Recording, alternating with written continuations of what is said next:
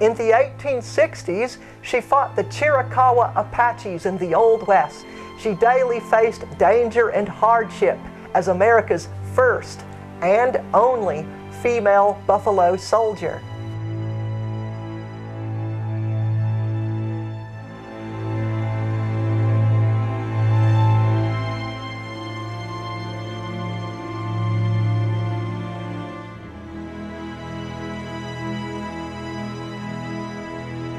One of the most interesting gender non-conforming veterans in history has to be Kathy Williams, a former slave who worked as a cook and a laundress for the 8th Indiana during the Civil War. After she gained her freedom, she learned in 1866 that African American men served in the military in their own division.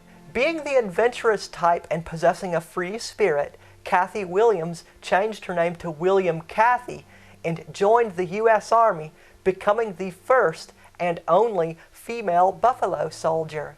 They stationed her at Fort Cummings, New Mexico, where she fought the Apaches to protect the settlers in that part of the country. In 1868, she became tired of the military life and revealed to the fort's doctor that she was female. After she received her discharge from military service, she remained in the West until her death in 1892. The U.S. Army recognizes her as the first African-American woman to have served in the Army. During the Spanish-American War and World War I, the medical examinations became more detailed, so women could no longer get by serving as men. Also, we had very little information about actual trans people, specifically male to females, who served during these two wars. However, the possibility of men who served in either of those wars but cross-dressed after the war seems highly likely to have occurred. The trans community does know of one gender non-conforming individual involved in the Spanish-American War era, Jack B. Garland. He didn't serve in the military, but became an embedded reporter for the Stockholm Evening Mail during the Filipino War of 1899 under the name of Beeb Beam. He did not participate in combat, but witnessed the Battle of San Mateo and joined several marches throughout the island of Luzon. Beam accompanied United States military forces to Santa Cruz, Laguna de Bay, Camarines, and Caloocan, as well as Manila and smaller garrisons. In the biography of Garland, written by Lou Sullivan in 1990, Sullivan pointed out that Beeb Beam was well liked by the soldiers and they considered him their mascot. At the end of the war, to show their respect at what Beam went through, they called him Captain Jack. During World War II, several trans people served our country. One was the famous Edie Wood, who joined the Marines during World War II, and in later life, he stated that he wore a bra and panties under his uniform into the Battle of Guadalcanal. However, Wood's real claim to fame came after the war when he made a career in directing movies, which appeared so bad that in later years became cult classics. Those movies earned him the title of Worst Director of All Time in 1978, long after his death.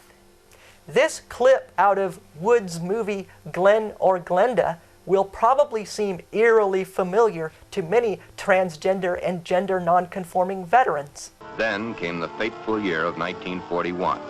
Allen was drafted. He was accepted. In the Army, he successfully passed his vigorous training.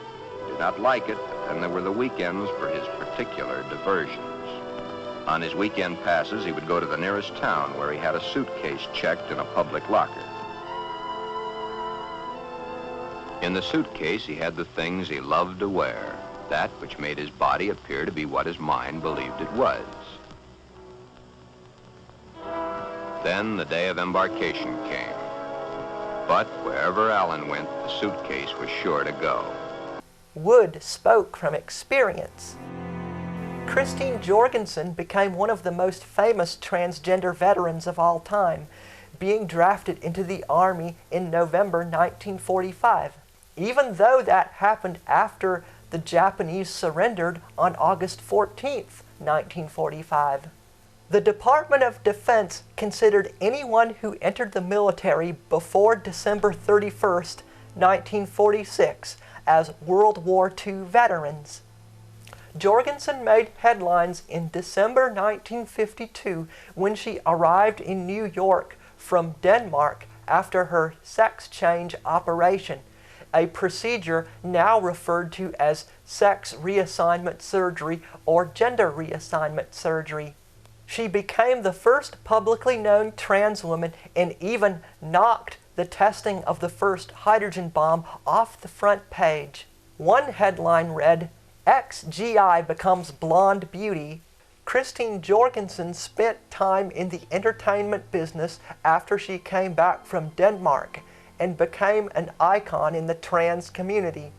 She wrote a book of her experiences called Christine Jorgensen, a personal biography, and died in 1989, just shy of her 63rd birthday. Another World War II transgender veteran is Jane Fee. Born in 1927, G.I. Jane, as she likes to call herself, first enlisted in the Pennsylvania Reserve Defense Corps in 1943. After moving to Maryland in 1944, she enlisted in the State Guard Brigade. Fee enlisted into the regular Army in 1946, just under the deadline to be considered a World War II veteran. Being one of the last people to become a World War II veteran, Fee has made a goal to be the last living veteran from that war. Jane Fee has been very active in the community throughout her life, fighting for LGBT rights in Minnesota in the 1990s and helping the state to create one of the country's first fully inclusive non-discrimination laws. She served on the board of the International Foundation for Gender Education, won the Transgender Law Conference's Pioneer Award in 1994, and the Trinity Award in 1995. She became the first trans person to be a delegate to the Democratic National Convention in 2000 and won the Virginia Prince Award in 2001. She was also the oldest member of the Transgender American Veterans Association. Transgender veterans have served during the Korean War, and one was Lyndon Bedoya. She joined the Navy in 1950 and served on the USS Rodman until honorably discharged in 1954. In just under 4 years, she reached the rank of pipe fitter first class. After the Navy, Bedoya worked in construction, then owned a dune buggy shop in Arizona for 27 years and retired in 2004 at the age of 73. She raised 6 children. A Vietnam War transgender veteran, Tassi Zuriak, served in the Air Force from 1964 to 1975 and got out as a captain. Monica Helms came from a long line of military people, including her grandfather, father, all of her uncles, one aunt, her brother, her brother's son, and her son. Serving 8 years in the Navy, she trained in naval nuclear power, stationed on 2 submarines, and got out as a submarine qualified machinist mate first class with an honorable discharge. She raised 2 sons. Shortly after Monica started her transition, she got thrust into activism in Arizona, then moved to Georgia in 2000.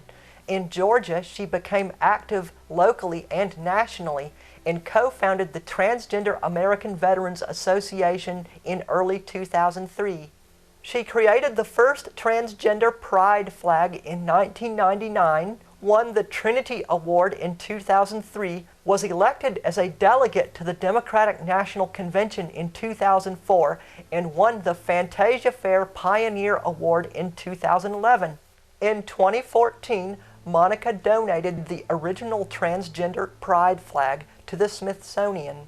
During all of this, she worked for Sprint for 25 years, retiring in January 2015. She has gone back to school majoring in television production